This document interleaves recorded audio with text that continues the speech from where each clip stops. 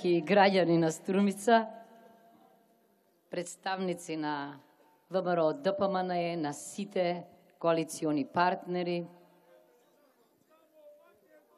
Првата асоциација во Струмица за мене е асоциацијата на председателот Борис Трајковски.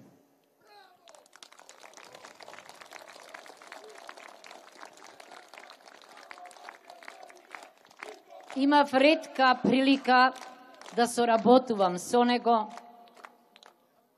кога се носеше законот за локална самоуправа, но и за време на територијалната организација заедно со господинот Лероа.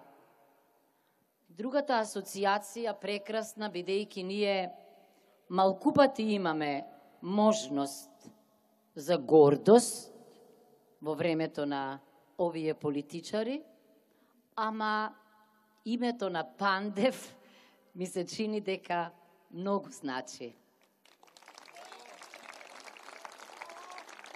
Многу пати ме направил среќна и горда. Јас би сакала денеска да се обратам, може би е невообичаено, ама и на следбениците на мојата Facebook страница, зашто се што се случува вечерва овде, тие го следат. Ке го следат. Ова беше убавото за овој град, ама без филозофија на животот нема човек. Без филозофија во политиката нема успешна политика. Има само гола политика. Нешто што народот го нарекува политиканство. Тажно е за мене, овде на ова место пред вас, да споменам дека родното место на филозофијата и на политиката, попозната како заевизам, е ова. Меѓутоа, ние овде дојдовме за да расшириме, за да отвориме, за да ве инфицираме со една друга политика. Па да речеме дека може би по победата овде таа политика ќе стане македонска политика.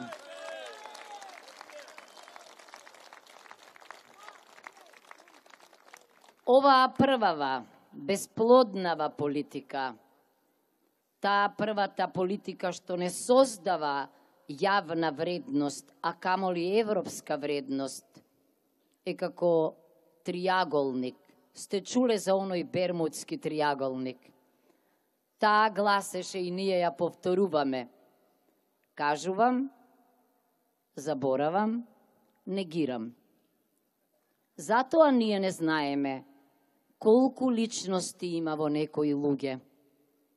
Дури не се ни само две, многу повеќе се, бидејќи многу зборуваат, уште повеќе забораваат, ама уште толку повеќе негираат. Нашата филозофија е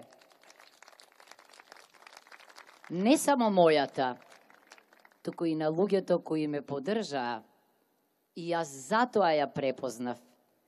Кажуваме, помниме, правиме, спроведуваме.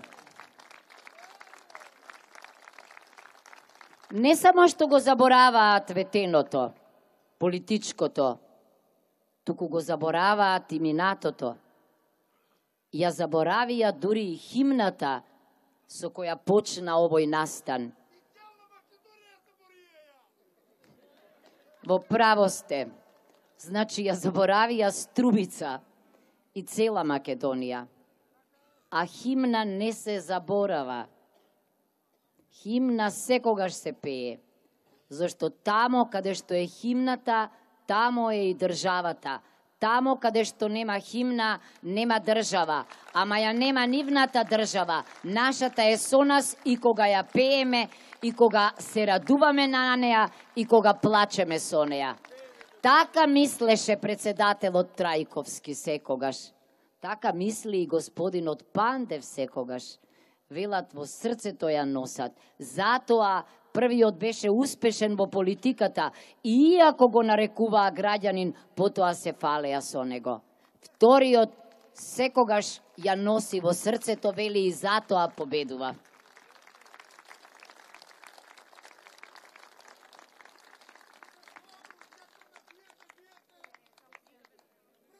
Од вас зависи, ако вашиот глас ми го дадете, јас ќе бидам. Благодарам.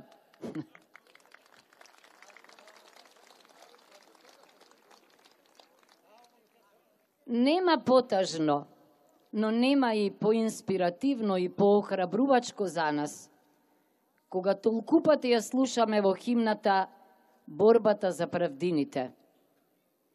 Што им преостанува на малите народи, освен вечно да докажуваат дека се исто толку големи во уметноста, во културата, во творештвото, ама ако политиката создаде вистински амбиент за надпревар.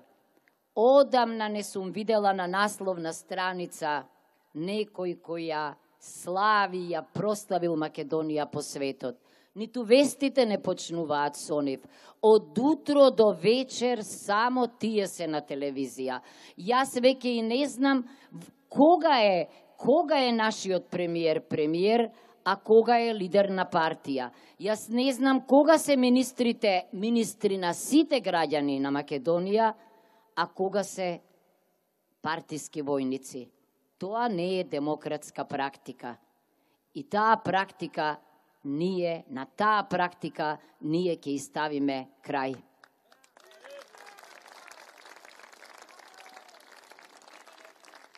Секој ден се фалат со невозможни европски успеси, сите препознавале најуспешна приказна на Западниот Балкан. Сите им се восхитувале, решиле децениски спор, ама спор не се решава на таков начин. Спорот и компромисот имаат логика меѓу рамноправни субјекти. Во Обединетите нации нема мали и големи држави. Сите што имаат место во Генералното собрание имаат право на глас.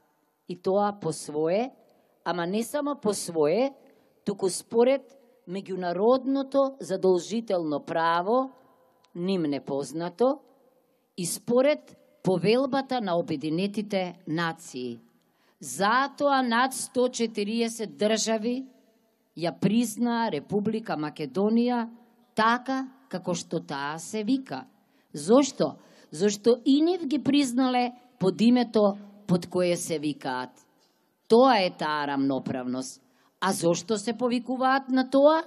Затоа што знаат дека не би постоеле Обединетите нации по една ужасна војна, ако сите и големите и малите и средните не се заколнале дека ќе го почитуваат колективното и индивидуално право на самоопределување на секоја членка на Обединетите нации.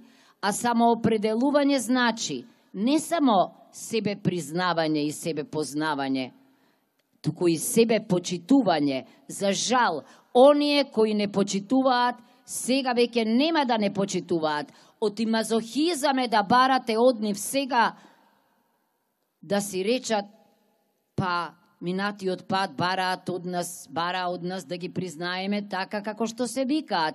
Сега бараат од нас да ги признаеме така како што ги прекрстиле. Тоа не е вистинска политика. Тоа е срам за овој народ.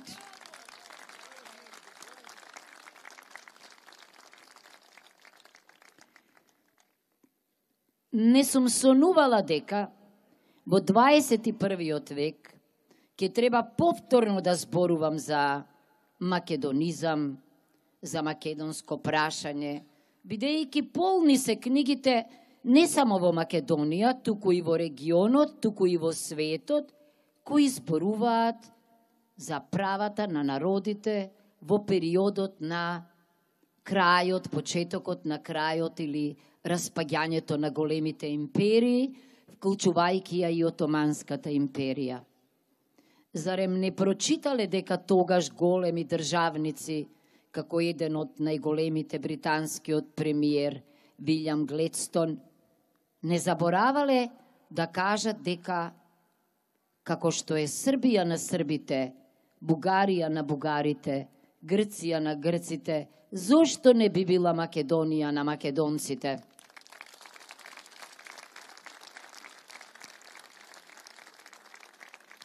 Се разбира, јас кога денеска зборувам за македонци, не мислам само на етносот. Мислам и на сите граѓани, на политичките македонци, оти тие имаат различна етничка, верска, политичка и друга припадност.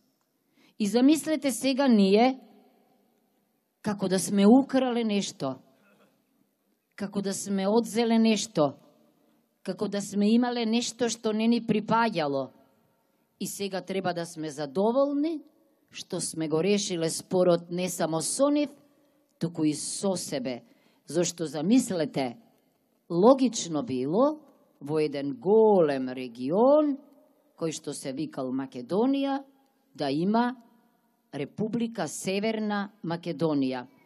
Ама здравиот разум ни вели, ако е во прашање разграничување на држави, а ние зборуваме за држави, ние не се враќаме назад или пак се враќаме, не знам, во 1913 година по Балканските војни. Тогаш имаше населенија, територии, народи што зборуваат ваков или таков јазик. Ама 913 е далеко, а ние сега, ако има Република Северна Македонија, не науката, туку здравиот разум ви вели, а тогаш има ли држава Република Јужна Македонија? Нема. Има 3 региони, централна, западна и источна, во соседна Грција. И ако е логиката разграничувачка, објаснете ми, ако на ова додадете уште северна, па на ова додадете уште Пиринска, па на ова додадете уште, бидејќи има исто така и во Албанија еден дел од историската Македонија, каков ли географски и политички кошмар ке креирате? Тоа е хипокризија. Тоа е цинизам. И сите ние кои се занимаваме со оваа проблематика, велиме, во меѓународното право се споредуваат држава со држава, регион со регион. И јас знам неколку региони во Соединетите Американски држави со име Македонија, во Австралија. Ама исто така знам дека дури и кога на Титаник се качиле некои македонци, преживеале и кога стигнале во Америка, тамо ги запишувале како македонци.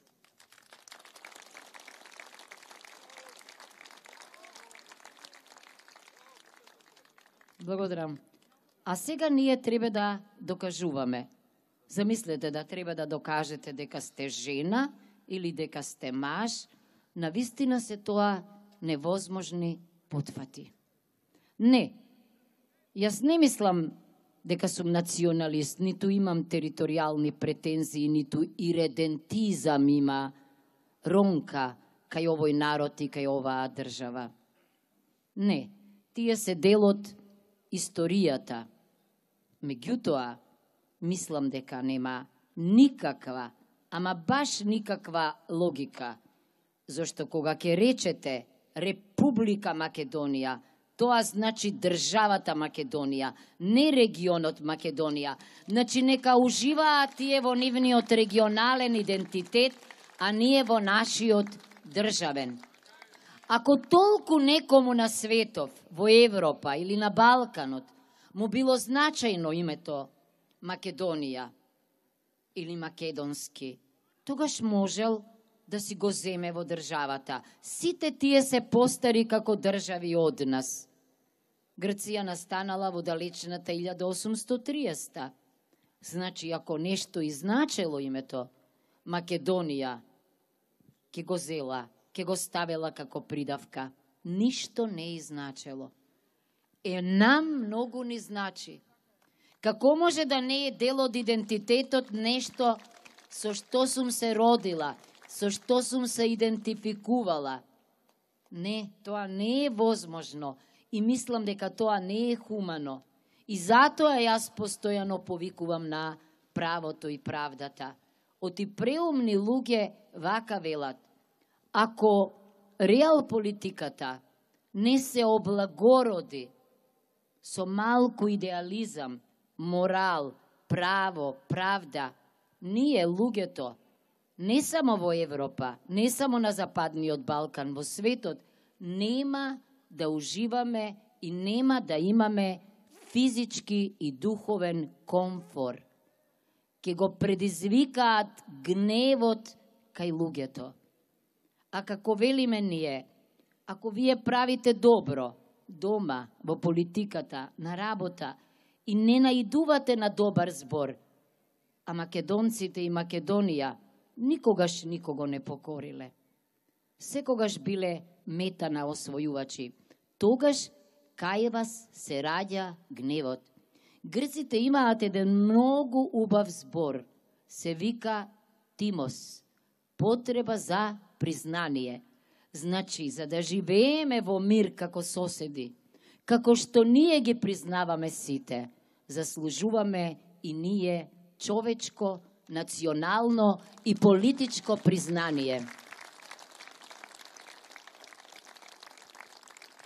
На оние во власта, кои се обземени од лукративни причини, од меркантилистички причини, од трговски причини, кои мислат фати го моментот, стани богат, може би ништо не им значи ова, меѓутоа нас не боли.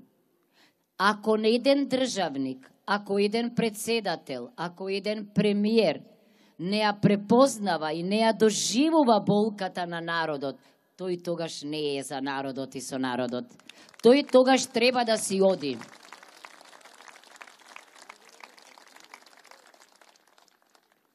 Се смеат некогаш и коментираат кога сум велела дека како ќе го преживеам моментот кога ќе треба во документите сама да се лажам дека сум се родила во држава што тогаш не постоела. Ама така е. Исто така се чудат, кога јас се чудам, како може неколкумина луѓе под капата на политиката на Министерството за надворешни работи да коригираат, да смислуваат или да ја преправаат историјата. Не, за историја, за настани, за личности кои се граделе низ процес, не се зборува во групи. Не може во група да договорите чии бил Самоил или Григор Прличев. Не. Затоа се дискутира со аргументи на конференции, во Ману, на универзитет. Ама ние сме растеле со тие личности. Ние сме растеле со тие настани. И јас не сакам да помислат моите внуци дека сум ги лажела моите деца кога мојата историја сум им ја раскажувала и ним. И тие имаат право да ја пренесат.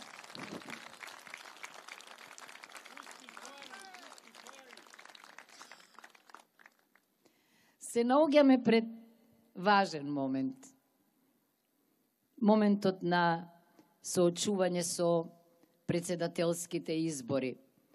И тогаш не се чувствувам добро кога треба јас да викам дека сум јас вистинскиот избор, дека мислам дека овој момент бара не само жена, туку и мене, да повикувам на гордоста во моето име, но морам нешто да предочам. Има моменти кога ние, родителите, мајките, татковците, бабите, дедовците, имаме некој посебен предизвик и обврска. Многу пати ми паѓаат на ум зборовите на Кенеди кога велел: многу добив од Америка, дојде времето јас нешто да ја вратам или да ја дадам. Така велат и одговорните пратеници, дека многу нешта направиле во животот, постигнале, и дека сега е време да ги представуваат граѓаните во најпрестижната школа на демократијата, собранието. Ние немаме собрание.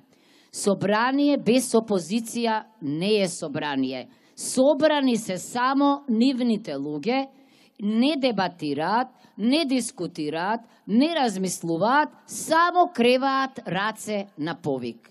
Вежбаат брзи прсти. Затоа и тоа собрание е под голем прашалник. Затоа јас велам дека председателските избори, да, се на дневен ред, но за да се решат поголемите проблеми, за да се заокружи македонската приказна на поинаков начин, потребни се успешни председателски избори што ќе предизвикаат предвремени парламентарни избори.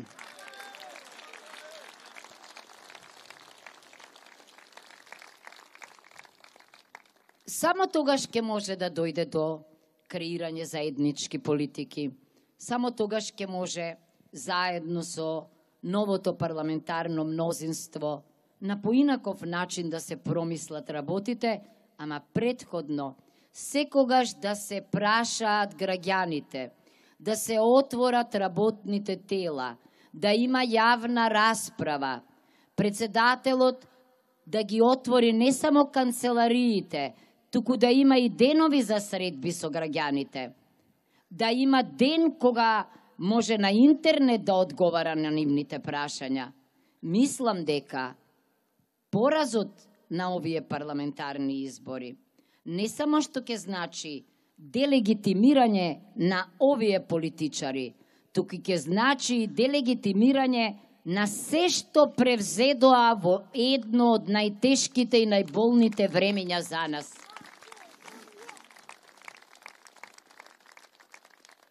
Народот е мудар. Најмудар е кога молчи, се подготвува за конечна одлука. И јас така гледав на референдумот, ама времето за одлучување доаѓа.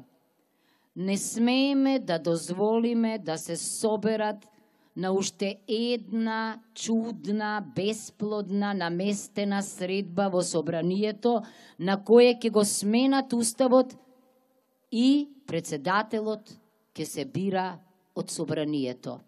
Погодете кој ќе ни биде председател. Некој кој ќе личи по функција ќе биде господинот Џафери додека не се избере. А може и да биде. Што велите, да, може и да биде. Може и да го крунисаат во парламентот за републикански монарх. А може тоа му одговара на нашиот премиер, бидејќи па тој сите функции ги има кај себе. Не само што е главен во парламентот и во владата, туку и со судството управува како председател на телото за судски реформи. Затоа немаме судски реформи и затоа немаме независно судство.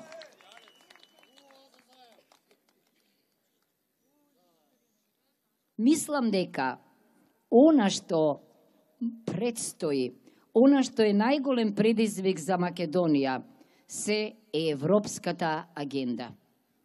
Пред неа сега ќе видиме дека, како што вели господинот Хан, мора уште малку да се подготвиме, така нарекуваат, подготвителна фаза за почеток на преговори, и се велите, па сега ние цела година се подготвувавме за срекниот момент јунски, кога ќе прогласат дека влегуваме, односно почнуваме со преговорите, ама сега повторно бираат некои интересни формулации. Јасно ви е зошто. Ке ве пофалат кога ќе склучите договор, иако е асиметричен.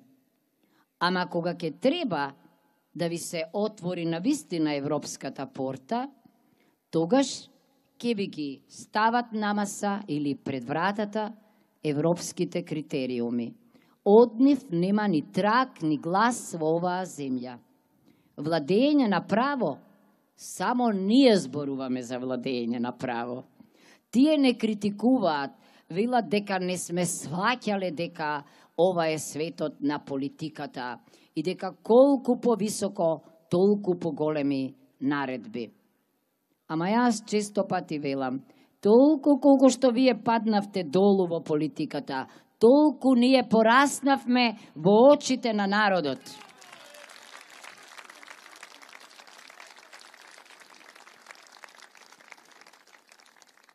Економијата ја кривотворат низ податоци статистички, па потоа ќе чуеме умна реакција дека тоа и не е така, како што тие го презентираат. Ама и ние сме субјективни, но што велат странските предприемачи во Македонија? Чувме. Жестока, да, што велите нула, се срамам да го изговорам, оти не знам што значи нула во економскиот развој. Значи, далеку сме од европските стандарди. Да не зборувам за нивната државна и јавна администрација, која сега мора да оди по митинзите за да слуша, да се радува, да поставува блескави прашања, да дава несоодветни комплименти, од кои сите ние не само што се смееме, туку и се срамиме, особено ние жените. На тие изблици на восхит кон умот и знаењето, кој никаде ги нема. Да не говорам за непотизмот. Рамнини нема во непотизмот. Тоа не се европски стандарди. Допрва треба да дојдат европските стандарди, ама времето истече. Ако за 2,5 години, речиси, 26 дури министри ништо не сторија, што ќе сторат уште за 1 година, бидејќи потоа логично доаѓа техничката влада. Ништо. Затоа е подобро да не ви го губат времето и нашето време, да си заминат порано, за да можеме ние час поскоро да фатиме чекор со Европа. Да не должам и да не повторувам. Ако ме изберете за председателка,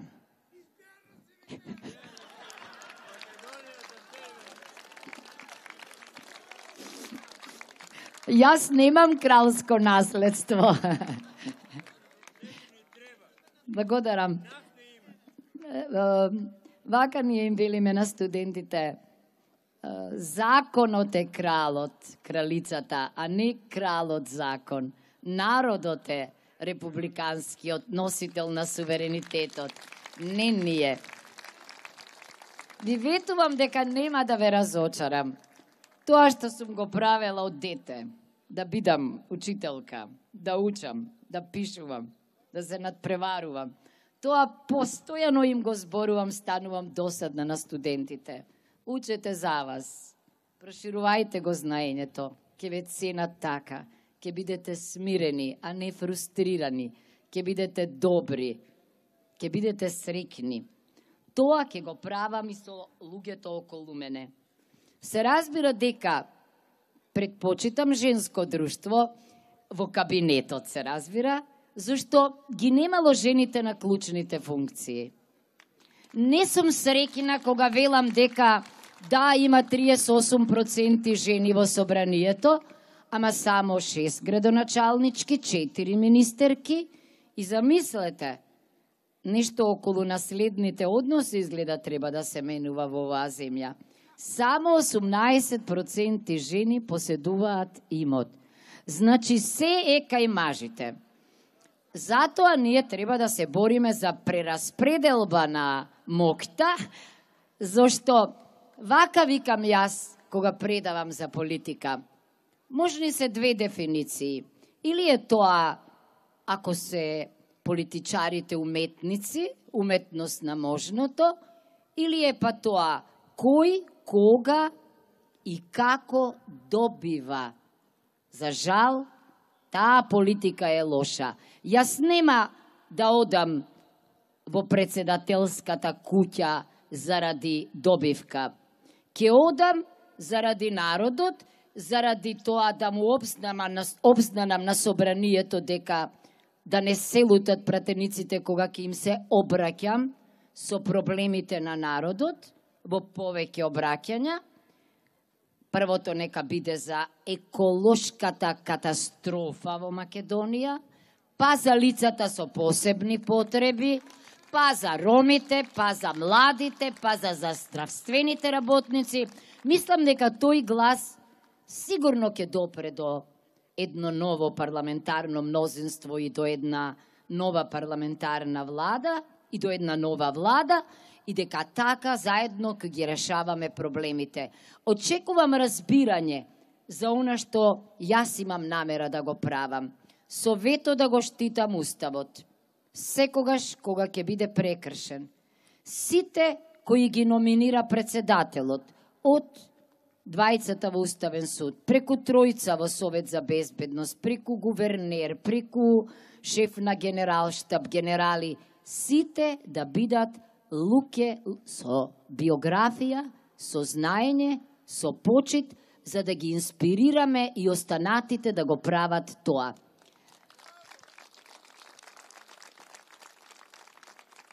Да продолжиме уште малку да се бориме за правдините на Македонија, но патот до правото и правдата водат преку председателските и преку парламентарните избори. Ви благодарам.